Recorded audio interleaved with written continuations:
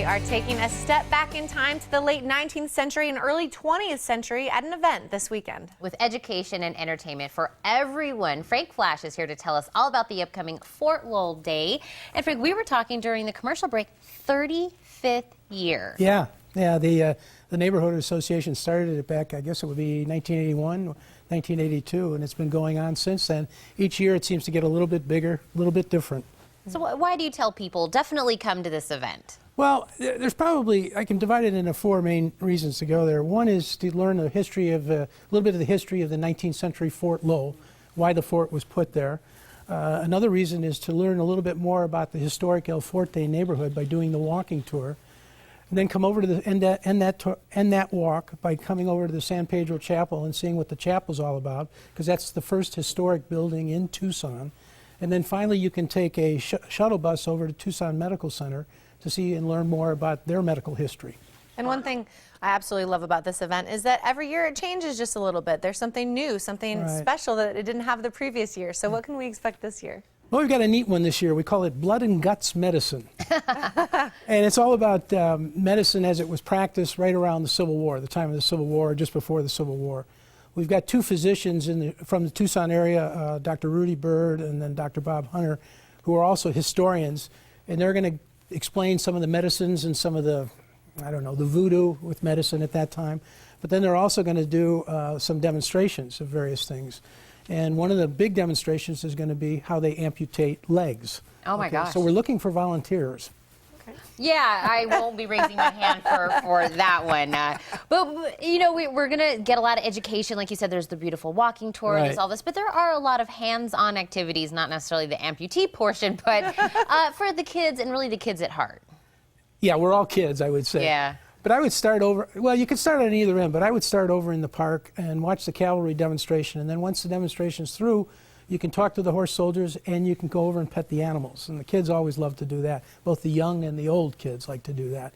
Then I'd head over to the adobe brick making, and they have a section there where you can learn how to make adobe bricks. And then I wouldn't miss the Fort Lowell Museum, because that gives you all about the history of the area.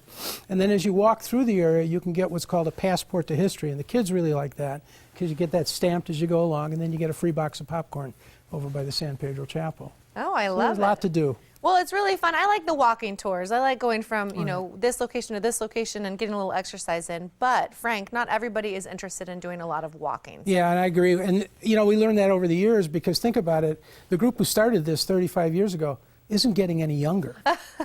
So we had to figure out a way to do it.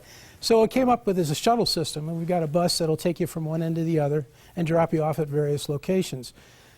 Some of the activities would be to listen to the cavalry band or the marching band that we have in the park. You can spend some time listening to mariachis along the road, because we've got seats for everybody to sit there. And then you can go into San Pedro Chapel and just learn more about the historic aspects of the chapel. Or you can do some flower making over on the other side of the adobe building. So there's a lot to do. Well, and we've talked about so much to do. Let's kind of fill in a little bit of like the special parts in between. What about food? What time? Where do I park? Those are all good questions. Yeah. Well, let's start with the parking, because first you got to get there, then you got to park. There's a couple of places where you can park in the park, Fort Lowell Park. There's plenty of parking there. Then as an overflow, we've got the Gregory School parking lot in the front end that you could use. And then on the west end, you could park over at the San Pedro Chapel or at the Palm School, which is right across the street. So there's plenty of places to park. We start at 12, we go to 4. We'll have food vendors all along Fort Lowell Road. And Fort Lowell Road will be closed from Craycroft over to Beverly. Okay, and we'll have police stationed at Craycroft so that they'll stop the traffic and let you go across the street.